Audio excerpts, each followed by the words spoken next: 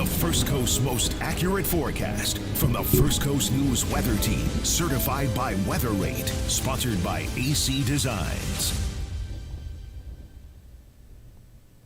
So welcome back in, ladies and gentlemen. So happy you're streaming along with us. We've got a lot to get to. We're up against the weekend. I'm First Coast News Chief Meteorologist Lewis Turner, joined with meteorologist Robert Speta, our digital expert and our forecasting expert, Pacific expert extraordinaire. And got a lot to get to. So, but first things first, how are you, Robert? I'm fantastic. It's a little better weather around here. It is. Somebody told me, oh my gosh, somebody told me the other day I should make shirts that say Speta weather. That's a good one. Speta weather. Not sweater weather, ugly Speta weather. At the very least, I'm making one for myself for Christmas. 100%. Like, I won't make it. I'm going to order it. I can't. And it needs to be ugly. Definitely. You know, it's kind of like raindrop or snowflakes. So, some sort of wacky design that only Robert Speta can rock because he rocks it confidently.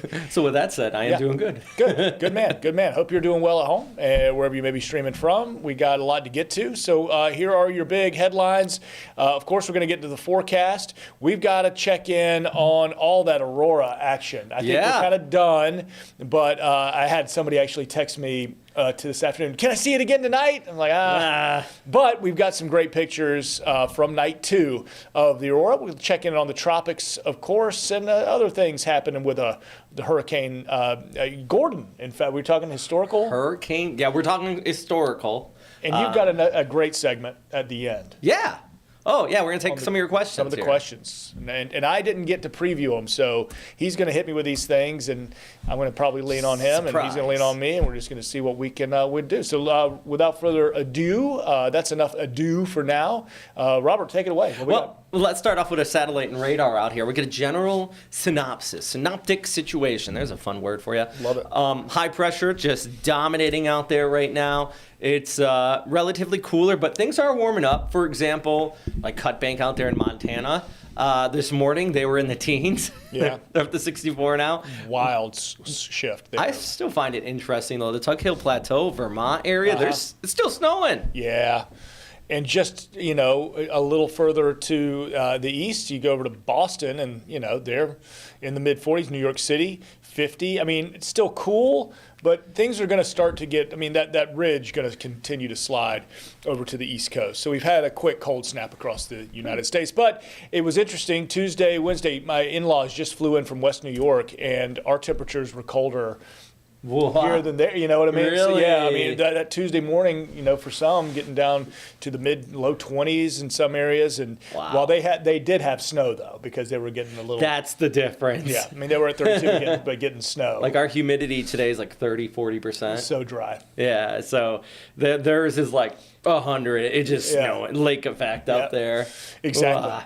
Beautiful night downtown, though. We'll get our sunset in about an hour's time here across our First Coast. So we'll say goodbye to another day in the books. And temperatures staying pretty mild for your outdoor plans through the evening. When the sun goes down, you'll need a layer. We're not saying it's when we talk about the warming trend that we've been seeing and that we'll continue to see, it's afternoons. I still think in our mornings, you walk out that first step, you say, I wouldn't mind a little hoodie or a sweater out there. So cool mornings, but very, very warm afternoons. Yeah, and it's that high pressure. We get the clear skies overnight. Yep, and dry air. Dry air. It just allows those temperatures to drop overnight, and then at least during the day, it rebounds. And dare I say, by the weekend here, we're gonna pop back up here to the 80s. Yeah.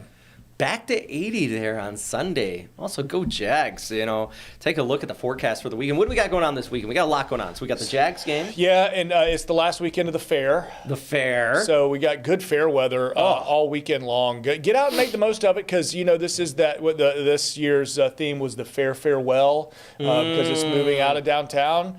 Been downtown with 70 years and heading to the west side. Got the big fairgrounds out there, so a little better infrastructure for the fair. But so fair, Jags. I know we've got a lot of kind of smaller for, I guess, on the regional scheme of things, events, but big probably to you. A lot of sporting events locally, swim meets, et cetera, this weekend. So get ready. And Nights of Lights kicks off. Yeah. That's Are you ready? Do you go every year? I go every year, but I always go on like a Tuesday. Yeah. So The opening ceremony looks great. Mm-hmm. Looks like a good time. I'm not saying don't go to it, but if you go, just pack your patience. It's getting. I mean, I know they're doing some mitigation when it comes to parking and traffic. They're opening up satellite lots now to where you can shuttle in from the county, city, municipal kind of complex out there off Phillips or off Highway 1, and so you can park there. Much more parking. You bus in. So obviously, I just remember just last year, and we go every year, and we try to go on a school night. You know what I mean? And the kids are tired, but the next day, but you just have to go to the week. But even then, you have to give yourself an hour and a half, 2 hours to try to get into the city parking garage. And in November too. Yeah. Once December goes around, especially mid-December. Yeah. It's so many people, and if you've been to the Night Slice, but it's just getting more and more popular. But there are plans in place from the city to kind of make it a little bit easier. But yes, Robert mentioned I've never done the opening ceremony just because of fear of just the insane traffic and. But with that said, it's beautiful. I flew the drone out over the inlet there. Didn't fly it over people over the inlet one year, and just the light. It is gorgeous. I love right near the museum there. Yeah, it is all the lights. Yeah, and then it's wonderful. Everybody else says you got to find the one red light. Red light. Yeah. Yep. Somebody just accidentally put it in there one year. Yep. And they always, take one of my cheat code is, since I don't, I'm not trying to walk with 22 million people.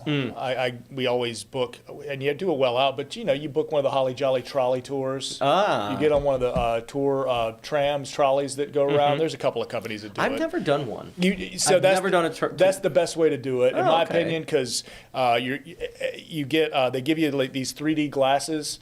And the lights pop out at you, which is amazing. Ooh. And there's music, hot chocolate. But they're playing Christmas music the whole time. It's just a blast. And then you're not walking, but they take you every nook and cranny of St. Augustine. You're up and down every street. You're seeing all that. And that might be the way to do it. Yeah, and it's about, it takes a solid hour. And generally, there is, if you're taking one of the trolley tours, there is parking for that. If you have a ticket. Okay. If you can park at like their lot. Yeah. And then so that's one way to do it. Now it is still extremely busy, but if you book a time, give yourself an hour and a half. We could talk all day about Nights of Lights. I love Nights of Lights. It's the Turner family in so many different families. I know it's not just us, but it's obviously so many different. But it's a Turner family tradition. We have to do it every Christmas. It's never a bad time. Even how many times I've been there for decades now. Yeah. And I still am just like, whoa. I forgot great. how much this was. This is great. Forgot how intense it was. Not like the lights, just so much. And it's great. And then it won't be long, and we'll be at Deck the Chairs. And that's another wonderful one. That's my fave. It's so good. Just right there in the beach. They're right at Jack's Beach. It's so good. And I think, but I believe, and don't quote me, but unless you have this graphic, I'm pretty sure they open Thanksgiving weekend. I do not. Okay, but I'm pretty sure that makes sense. I can Google at the next commercial break, and I'll confirm with you. But anyway, so that's one great event happening this weekend, and then of course the Chargers coming to see the Jags. Yeah. So who you going for? Who you rooting for? I'm going for simply put, just win at all costs. Yes. And I mean that quite literally. I'm talking all costs. Do you have to steal plays? You know what I mean? Are we putting bounties out? Just whatever it takes. I'm sorry. Jags, go win. Okay. All right. I don't have a pick 'em, but we can talk a little sports here real quick. I don't think stealing plays is I equate it. I'm on their side. I equate it as, let's say me and you, we got the TV right here, we got our Nintendo 64, we're playing Madden. It's on you to hide your plays. I'm gonna look at what you're picking, and then your buddy's like, stop looking at the screen. It's part of the game. That's part of the game. I suppose as long as you're not doing anything like flying a top secret drone. Yeah. As long as you're not doing tapping into their comm systems. Yeah. Hey, if it's just something that you see across the field, absolutely. Yeah. That's part of it. If like the coach is in their side and this means blitz. Yeah. I'm gonna be like, hey. Exactly. 100%. That's just having a poker face. If I'm playing poker with Robert, I'm gonna watch his tells. We got to take a short break. We do have your Jags forecast there. We got a lot of other events to get to. We got Friday Night Football as well. There's your 7-day. Stay with us. We'll be right back.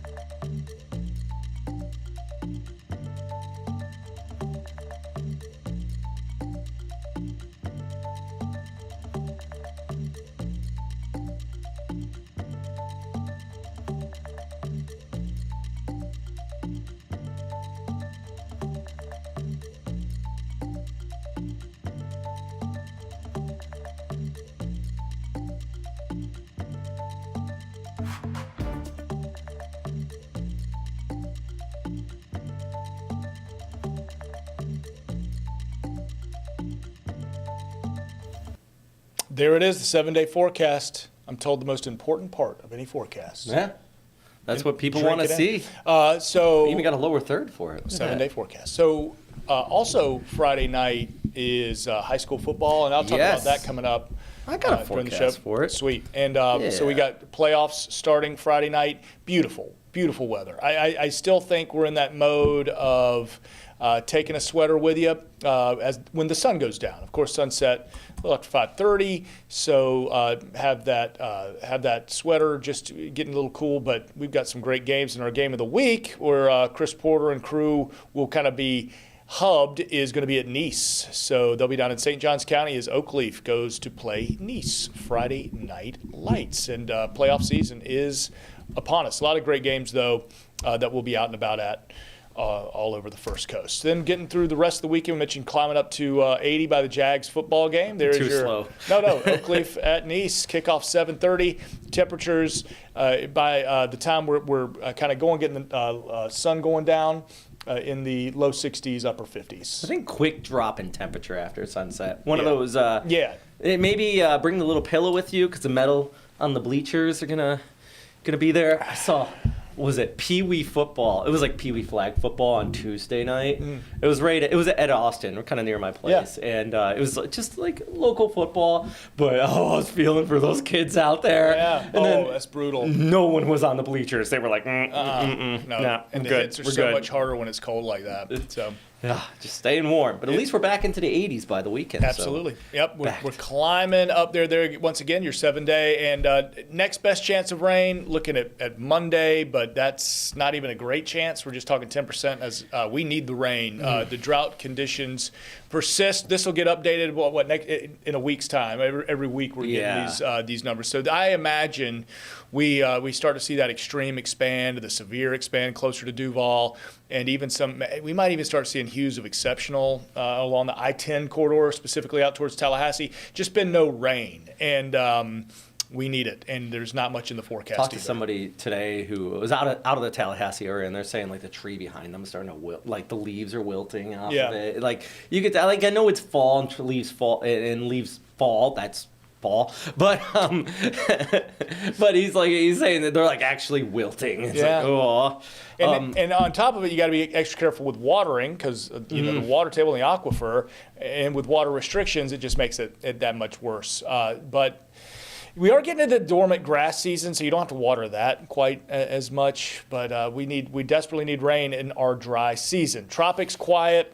We got to get today is the 13th, so 17 days left until we can call it quits on hurricane season 2025 with no tropical formation expected over the next week. Well, one reason we're in a drought, we didn't really have a landfalling or even remotely close to landfalling tropical system this season. But do want to point out, in November, we all know hurricane season doesn't end. And right now, nothing indicates a storm is coming. But I do want to look back. On this day, we were dealing with Hurricane Gordon here in Florida. And this storm, did you see this track? Track is a weird one. It's got November written all over it. Oh, yeah. You know what I mean? With its kind of birth down at that Central American gyre. So we've got that going. And that continues. And its track over a kind of a typical sort of November track through Jamaica, Cuba, those parts of the Caribbean. But then it gets a little atypical. Clearly, we were having some fun in the synoptic world. Oh, goodness. Here between some ridges of high pressure and then a couple of maybe weaknesses in fronts, et cetera. But look at this through the Keys, back across the state. Nothing killed it yet. And then loop-de-looped. That's when it became a Cat 1, is in the loop-de-loop. That is just, it looked like this. Over the Gulf Stream. Yeah. And then it looped back south. What a preposterous. I would love to have seen. Now, the Hurricane Center forecast cones of error have obviously been refined since 1994. Oh, gosh. I mean, back then, I think 94, your confidence, 5 days out was still, now we're down to like 25 to 50 miles, and that's your forecast error that you build in with your cone. And I think back in 94, it was like 150, 175 miles of error. And I can't imagine what that cone looked like. I highly doubt it was like No, it was just a circle. It was probably it was definitely just a circle. It was, yeah. It had those Melissa Imelda weird balloon-looking vibes, I'm sure. But that's a strange hurricane. Oh. But that's November for you. In all seriousness, though, with all this, it was slow moving. And whenever you get a slow moving storm, it means a lot of rain. This storm did cause over 1,100 deaths, most of them in Haiti. That's unbelievable. It is. You know what also, I mean, catastrophic. I'm blown away by, though, it wasn't retired. Yeah. Which, okay, that seems a little weird. Like, we've had storms retired for a lot less impacts, and I was just absolutely flabbergasted by that. Yep, that is strange. But again, 1994, things have kind of changed. I assume if that same thing happened now, that would be a goner. Yeah, because this was like before social media. Maybe those impacts in Haiti just weren't as, like, even if it was over 1,000 deaths, wasn't as globally just and I'm sure it wasn't witnessed in real right. time. And I'm sure it wasn't an acute situation either. It wasn't like it happened overnight. Yeah. It's one of those things where with all the rainfall, mudslides, landslides that happened, I'm sure it was totaling up over weeks and months. But incredible. Yeah, that's wild. So let's keep our eyes on November. I do think, and weather team's kind of on board with this. I mean, it is looking more and more likely that this hurricane season is kind of on life support. Yeah, So. it's if something happens. I mean, okay, it could, But yeah, and very likely considering all the troughs and all the shear in the Gulf, and the sea surface temperatures in the Gulf, at least near shore, getting closer to the middle of the Gulf and closer to shore, starting to get below 80 in many areas. So it would be tough, if not impossible. So once again, this is not a current sat, by the way. Yeah. I just want to reaffirm that this is November of 1994. Okay. I was 11. I was 9. 9. We just shared our age. You got to do math do first, the math, though. But yeah. So, did you see the auroras last night? I hope so. Some people did. Some people got to look at it. And this from Glenn, Glenn, our guy, Yeah. Glenn Vandermolen. He Good weather watcher right there. And he shared this from Volano. So looking north, it looks like got to see that. some people on the beach. Yeah. So when they have that real clear sky, they're looking out towards the North Atlantic. A few people were seeing it. You said you got sent this one. Yeah, Katie sent this. Katie Johnson emailed this picture. This was St. Augustine Beach, and I feel like this was one that you kind of needed the iPhone to help out. Yeah, and you could tell on both of these. This is definitely Not as vibrant as the one you saw. Oh, Tuesday. the one I saw was naked eye. Naked, you were like, unbelievable. whoa. Yeah. This looks like a long exposure, and that was it. Now, it doesn't mean that nothing happened, though. I've seen some of the photos from up north, and they really got hit by a true aurora storm up north, but we were just on the southern fringes of it. Still rare. And still lucky if you got to see it. Columns and waves. All right, let's wrap it up. We got the question and answer section coming up next. Don't go anywhere.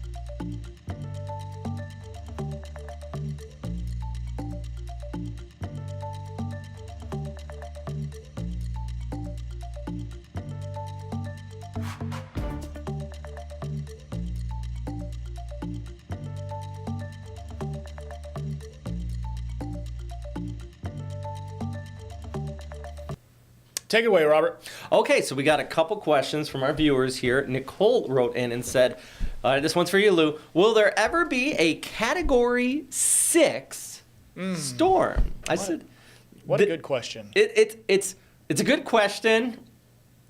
And right now, the answer is no. Yeah. It's simple. But with that said, this is my thought, Lou. Yeah, please. There have been a few storms. Like Cat 5 is the upper side of it. You don't need to go to Cat 6. But there have been a few storms where if you follow the thresholds between like Cat 1, Cat 2, Cat 3, Cat 4, and you keep that same kind of... Essentially it's a 25 mile an hour. Yeah. We have reached, if there was a Cat 6, but it's just, I don't know. What do you think? What are your thoughts on, because this has been a topic lately? Okay, so let's look at Melissa. Okay. For instance, 185 mile an hour winds, Category 5. Now, if we know Category 5 begins at 157 and greater. Okay. Okay. I have my cheat sheet up. I'm just making sure I've got my 25, 26 mile an hour. So just with that basic math, if you were to extrapolate out, 27 miles an hour more, Melissa would be on that next tier. Yeah. Is it necessary? Would having a 6 make people prepare more seriously? Or do we need to keep in mind that a tropical storm in Gordon that you just mentioned killed 1,100 people? Yes. So, we get caught up in these numbers, and it can create some hype and some clicks, and would last for 3 or 4 years, and then, well, what about a 7? What about, you know what I mean? So, you know what else my worry is in the same idea that you got right there? So let's say they make a Cat 6. Then when a Cat 5 forms, somebody might go, it ain't a Cat 6. I mean, we already hear that now. Right. It's not a Cat 4. Yeah. Like, it's not even a hurricane. It's just a tropical storm. You know what I mean? Because to answer the question directly, Nicole, I don't think they'll ever do that. I don't think so. It's not necessary. That's just an opinion. I don't think so. Probably not necessary, but appreciate the question. What's next? All right. How does acid rain form? Yeah, very, very cool. So just with any process of evaporation, we got the water cycle that happens with various chemicals released into our atmosphere from plants and mills, exhaust, etc. That can become corrosive, become a part of the evaporation, condensation, and then rainfall. Like one of the